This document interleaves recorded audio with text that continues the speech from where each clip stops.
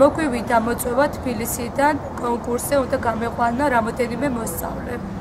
წავიყვანე სოლისტები და არადგინეს თავი, სადაც ამ კონკურსს ატარებდნენ ამერიკის საელჩო და ტეხასის სოფლიო ჩემპიონები. გავიდა ჩემი ერთ-ერთი მოცეკვავე ამ კონკურსში და ეხლა თვითონ ეთქვის დათა გოგიშვილი. ანუ ეს კონკურსი იყო ყველა სტილში შეჯიბრი, აბსოლუტურად ყველა სტილში და თითოეულ სტილში ეწერებოდნენ მოსწავლეები და იმ სტილში გადიოდნენ. მე ჩავეწერე ორ სტილში და ამ ორივე სტილში მივახცე დიდ წარმატებას.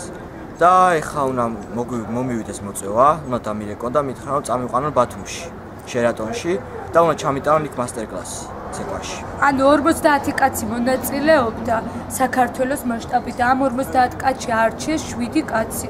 და ამ 7 კაცში მოხვდა თელავიდან. ეს არის თელავისთვის დიდი წარმატება, იმიტომ რომ ამ სტილის ცეკვები არ არსებობს, გვაქვს მარტო ჩვენ და თელავიდან გავიდა ის.